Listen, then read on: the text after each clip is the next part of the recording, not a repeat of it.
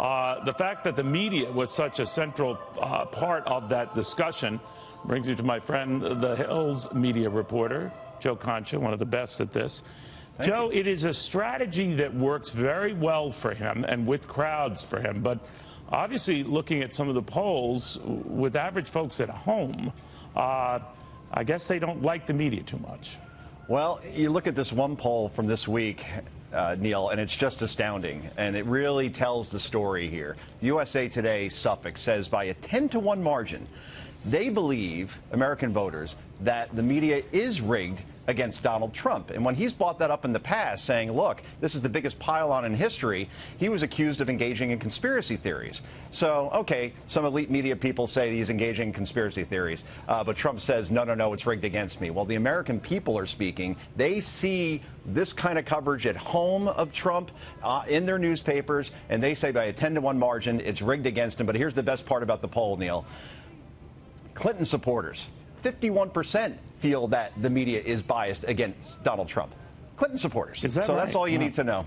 You know, I'm wondering, when you do go after the media, and let's say he does get elected, which is not such a fanciful thought given these polls and what's been happening in the swing states, can you imagine what a Donald Trump presidential press conference would be like? That's a pay-per-view event. Well, I think here's the thing.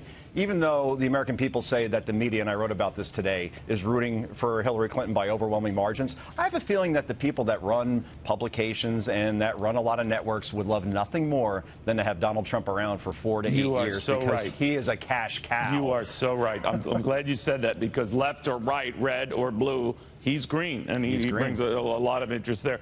You know, Joe, a lot has been made of the coverage that both have been getting, and you know, it's one thing to say the voting process is rigged, as he did earlier on. Now he's kind of taken it to it's the media's rigged, and there he has a fair leg to stand on, because just as you've reported, just the disproportionate coverage of negative stories on him, which are fine. Go ahead if that's what you want to do.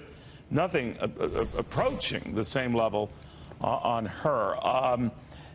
Does that get picked up, or you know, a lot of these WikiLeaks stories, I mean, if you're not looking at Fox or reading the Wall Street Journal or catching some press musings of yours, I mean, if it doesn't happen, it's like the tree in the forest. If no one's there, it didn't fall, right? Well, I guess because there isn't SEX in the WikiLeaks dumps, and sizzle always beats steak, and maybe it's just too nuanced, and you know, a lot of producers or editors think the American people are too stupid just to read a couple of paragraphs. They think it's a 140-character world, and if we can't explain it in 140 characters, then well, we might as well not do the story. You know, pay for play is a fairly easy concept to grasp, if that is what's going on here, and to relay that.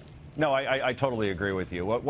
If Trump doesn't win in 5 days, what I'm going to miss, though, Neil, is the way he says WikiLeaks. You ever notice that? He's put such mustard on it, and it's right up there with stamina, you know, with the H's on the end, and China. I'm going to miss that if he doesn't win. I mean, he really put some mustard on words completely unnecessarily, but it's addicting. You know it. I know it.